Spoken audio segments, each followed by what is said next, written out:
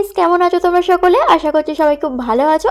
আমি অনেক ভালো আছি। চলে এলাম তোমাদের সাথে নতুন একটা রেসিপি শেয়ার করতে। জানি না এটা কতজনের কাছে নতুন, তবে আমার কাছে একদমই নতুন একটা রেসিপি।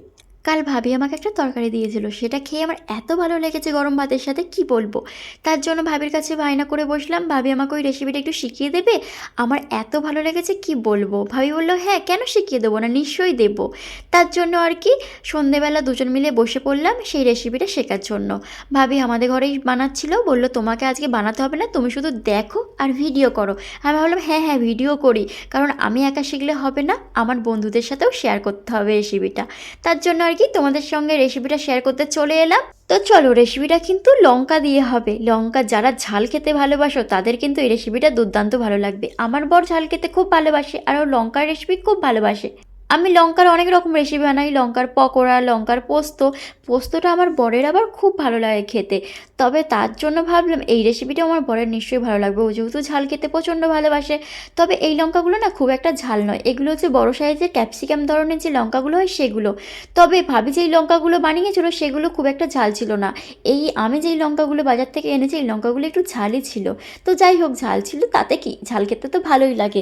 চলো তাহলে রেসিপিটা তোমাদেরকে বলে দিই কীভাবে বানালো। তো প্রথমে অনেকটা পরিমাণ বাদাম একটু ড্রাই রোস্ট করে নিল ভাবি। তারপর রসুন নিয়েছিল কিছুটা, আদা নিয়েছিল কিছুটা, পরিমাণ হিসেবে যতটা লঙ্কা ততটা আর কি। সেগুলোও কিন্তু হালকা অয়েল দিয়ে ভেজে নিয়েছিল। তারপর পেঁয়াজও নিয়েছিল, পেঁয়াজটাও একটু ভেজে নিয়েছিল হালকা করে। টমেটোও একটু হালকা করে ভেজে নিয়েছিল। এখানে কিন্তু নারকেল লাগতো, তবে আমাকে ভাবি না নারকেলের কথাটা আগে বলেনি বলে আমি আর নারিকেলটা নিয়ে আসতে পারিনি। তার জন্য আর কি, যাই হোক, নারিকেল নেই তো কি হয়েছে, এইটাই চলে যাবে, যেটা আছে সেটা দিয়ে কিন্তু দুর্দান্ত হয়েছিল রেসিপিটা। তারপর আর কি যেগুলো সব ভাজা হলো প্রথমে, আদা রসুন টমেটো পেঁয়াজ, সেইগুলো কিন্তু একটা আলাদা পেস্ট করা হয়েছে। তো তারপরে এখানে যে বাদামটা ভাজা হলো সেটা কিন্তু মিক্সিতে গুঁড়ো করা হয়ে গেছে। তবে এতটা পরিমাণ বাদাম লাগবে না। তো কিছুটা পরিমাণ যতটা লঙ্কায় পুর ভরা হবে ততটা পরিমাণ এখানে বাদাম নেওয়া হয়েছে। আর বাকিটা কিন্তু আমি রেখে দেবো, যেদিন আমি আবার বানাবো সেদিনকে ওটা আমার কাজে লেগে যাবে। তারপর এখানে বাদামটা নিয়েছে, বাদামের মধ্যে এখানে রেগুলার যে মশলা আমরা ইউজ করি, লঙ্কা গুঁড়ো, হলুদ গুঁড়ো, জিরে গুঁড়ো, গরম মশলা, লবণ পরিমাণ মতো, অল্প একটু চিনি, সব কিছু দিয়ে কিন্তু অল্প অল্প করে জল দিয়ে এটা মেখে নিতে হবে। এটা মেখে নিয়ে তারপর যে লঙ্কা গুঁড়ো আগে থাকতে চেরা রয়েছে সেগুলোর মধ্যে কিন্তু পুরগুলো ভরে দিতে হবে, ঠিক এইভাবে ভাবি যে এইভাবে ভরছে।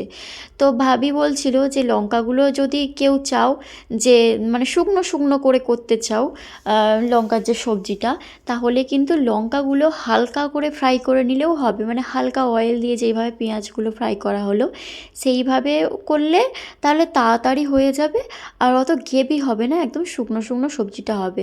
তবে ভাবি সেদিনকে ওইভাবেই করেছিল, শুকনো শুকনো করে। আর তো আমার বেলায় মানে কি এইভাবেই করছি, যেহেতু আমার কাছে নারকেলটা ছিল না তার জন্য একটু এইভাবেই করছিলাম। তবে আমি এটা নিজে আরেকবার বানিয়েছি, সেই ভিডিওটা আমি করিনি। তো সেদিনকে আমি কিন্তু শুকনো করেই করেছিলাম।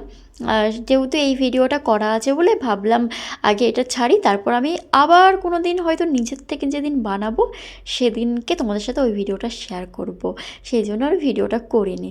তো এখানে দেখো ভাবির কিন্তু প্রায় সব লঙ্কাগুলো পুর ভরা হয়েই গেছে। তো এইভাবে পুরগুলো সব ভরে নিয়েছে। তবে এইগুলো এবার ফ্রাই করতে হবে। মানে প্রথমে হচ্ছে কি এখানে তেল দিয়ে দিল, সর্ষের তেল কড়াতে। আর কড়াটা দেখে যেন কেউ খারাপ ভেবো না, কারণ কড়াতে আমি কিছুক্ষণ আগেই একটু পকোড়া টকোড়া ভেজেছিলাম, তার জন্য কড়াটা এরকম। তো ওই কড়াতে যেগুলো সব ভাজা হয়েছে, আবার কেন কড়াটা আমি মাজতে যাবো বলো তো।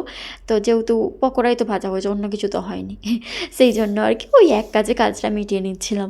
তারপর এখানে কড়াতে তেল দিয়ে জিরে ফোড়ন দিয়ে, জিরে একটু সর্ষে ফোড়ন দিয়ে আগে থাকতে যে পেস্টটা করা হয়েছিল পেঁয়াজ আদা রসুন টমেটোর, সেই পেস্টটা কিন্তু দিয়ে ভালো করে একটু নেড়ে চেড়ে নিতে হবে।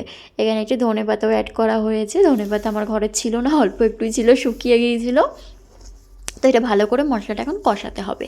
মশলাটা কষানো হয়ে গেলে আগে থাকতে লঙ্কায় যে পুর ভরা রয়েছে ওই লঙ্কাগুলো কিন্তু সব দিয়ে দিতে হবে। তারপরে লঙ্কাগুলো আস্তে আস্তে কষাতে হবে।